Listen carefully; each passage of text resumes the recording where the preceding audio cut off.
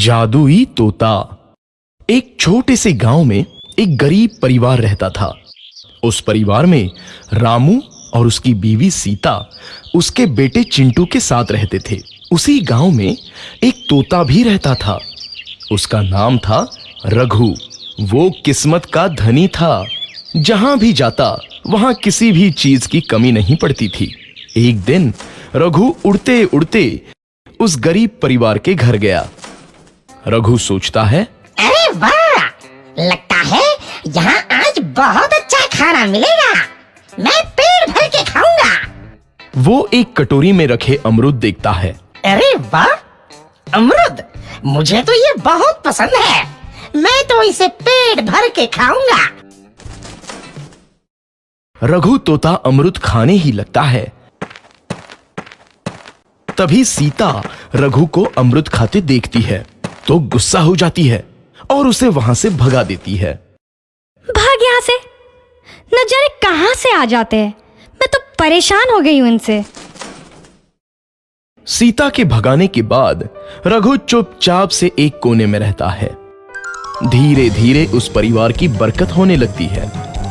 एक दिन रामू और सीता खाना खाते वक्त बातें करते हैं। आजकल हमारी बहुत तरक्की हो रही है, काम भी अच्छा चल रहा है। रामू कहता है।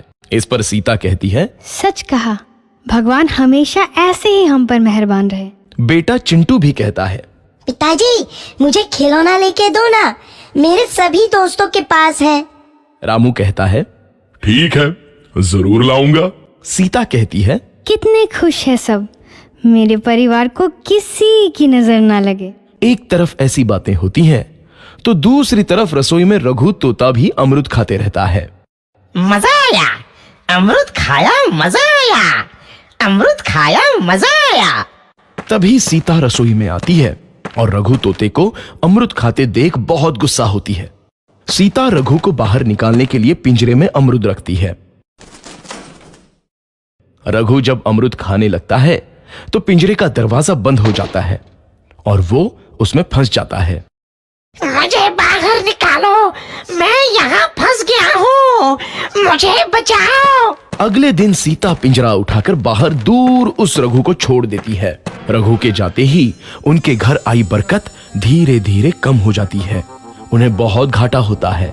सीता कहती है, ये क्या हो रहा है, अचानक इतना कैसे बदल गया? अभी तक तो सब कुछ अच्छा चल रहा था। रामू कहता है, लगता है भगवान हम पर रूठ गए हैं। चिंटू भी कहता है, लगता है अब मुझे खिलौने भी नहीं मिलेंगे। और वो रोने लगता है और बाहर चला जाता है। कुछ दिन बाद रघु तोता फिर से उस घर में आता है। वापस आया, मैं वापस आया, अब मैं जमकर अमरूद खाऊंगा। रघु सीधा रसोई घर में चला जाता है और अमरूद खाने लगता है।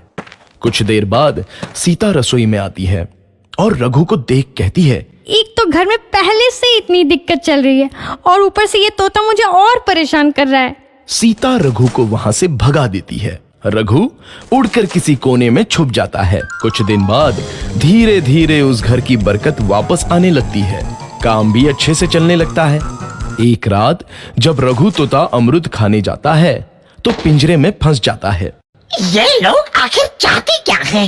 एक तोते को शांति से अमरूद खाने क्यों नहीं देते? मैं कौन सा चोरी कर रहा हूँ? बस अमरूद ही तो खा रहा हूँ। तभी रामू वहां आता है और पिंजरे में रघु तोते को देख उसे बाहर छोड़ देता है।